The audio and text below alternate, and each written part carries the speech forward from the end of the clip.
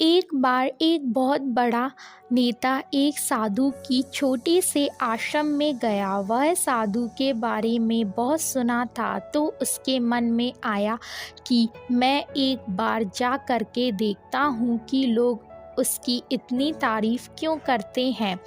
जब वह उस आश्रम में गया तो वहाँ पर एक छोटा सा कमरा था, जहाँ पर एक कालीन बिछा हुआ था। वहाँ पर कुछ लोग नीचे बैठे हुए थे और साधु जी सामने बैठे हुए थे। कुछ सवाल जवाब चल रहा था। वह नेता उस आश्रम में आया और उस नेता के साथ में 4 बॉडीगार्ड भी थे और उसकी यह आदत थी कि जहाँ पर भी वह जाता था लोग अपनी जगह से खड़े हो जाते थे और उसकी तरफ देखते थे, हाथ जोड़ते थे और सर झुकाते थे। लेकिन यहाँ पर ऐसा कुछ भी नहीं हुआ।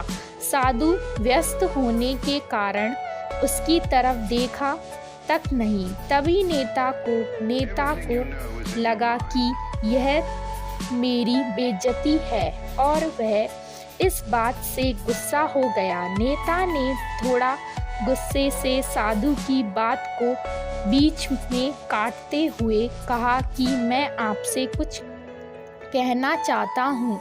साधु ने उसकी तरफ देखा और बोला, आप थोड़ी देर रुकिए, पहले मैं इनके सवाल का जवाब दे दूँ, उसके बाद मैं आपसे बात करता हूँ। तब तक आप अगर चाहें तो आप बैठ सकते हैं। बस साधु का इतना कहने के ही देर थी, नेता का चेहरा गुस्से से लाल हो गया और फिर उसने अपना सारा गुस्सा उस साधु पर निकाल दिया। अभी तक वह नेता बहुत तमीज़ से आप करके बात कर रहा था, लेकिन अब वह तू तड़ाक पर आ गया।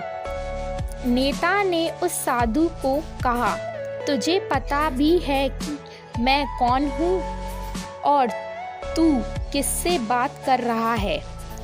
साधु ने उसकी तरफ देखा और कहा, मुझे इससे कोई फर्क नहीं पड़ता कि आप कौन हैं, लेकिन आप जो कोई भी हैं, अगर आप चाहते हैं कि मैं आपके सवाल का जवाब दूं या आपसे बात करूं तो आपको कुछ देर रुकना होगा। और साधु की यह कहते ही नेता गुस्से से पागल हो गया और वहीं सबके सामने चीखने चिल्लाने लग गया, अब मैं तुझे तेरी असली औकात दिखाऊंगा। तूने मुझसे पंगा ले करके ठीक नहीं किया।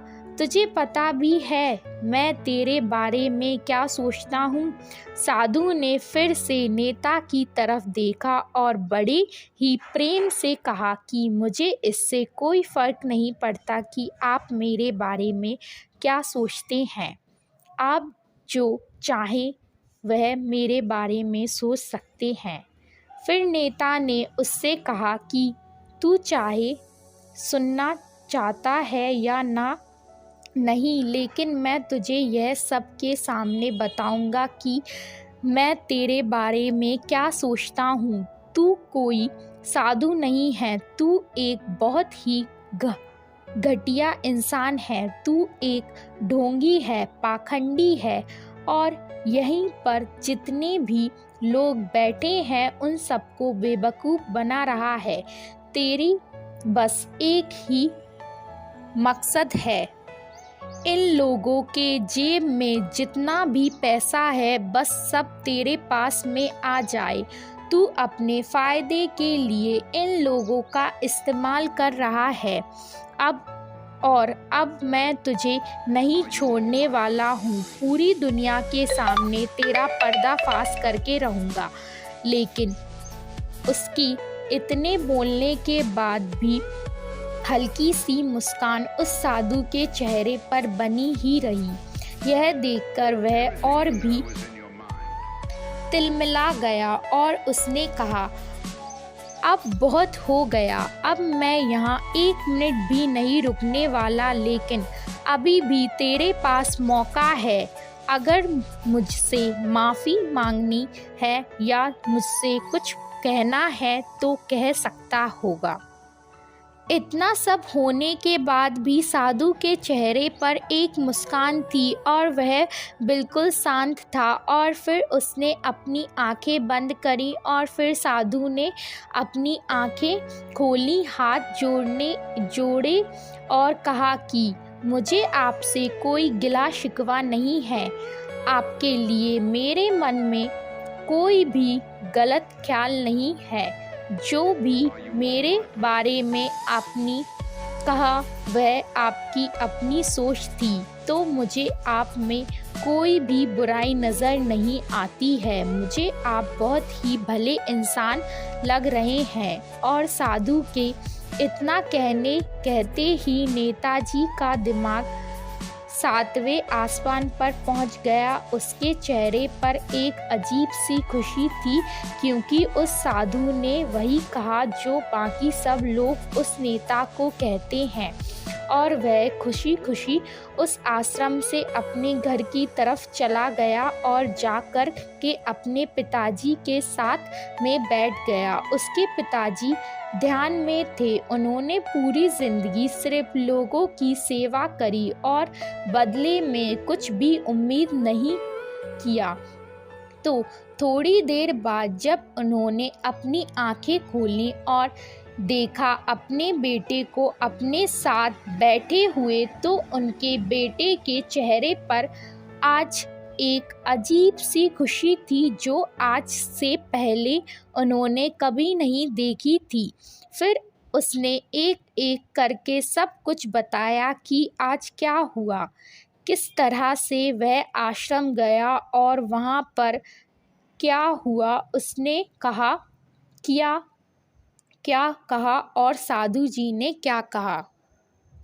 जब उसके पिताजी ने पूरी बात सुनी तो थोड़ा सा मुस्कुराए और अपने बेटे को देख करके बोले कि उसने तो तुम्हारी तारीफ नहीं करी, क्योंकि उन्होंने वह नहीं कहा कि जो तुम हो, उन्होंने वह कहा कि जो वह खुद हैं। और तुमने जो भी कहा, जो भी कुछ उनको कहा, वो नहीं कहा कि जो वो हैं, बल्कि तुमने वह कहा जो तुम खुद हो। यही बात वेदों में भी कही गई है, यथा दृष्टि तथा सृष्टि। यह दुनिया तुम्हें वैसी नहीं दिखती जैसी यह दुनिया है। यह दुनिया वैसी दिखती है तुम्हें जैसे तुम खुद हो। जिसकी नज़र जैसी है उसके लिए यह दुनिया वैसी ही है। तो अगर तुम अपनी दुनिया को बदलना चाहते हो तो उसका सिर्फ एक ही तरीका है, अपनी नज़र को बदलो। अगर आपको यह कहानी अच्छी लगी तो लाइक, शेयर एंड सब्सक्राइब ज़रूर करिए।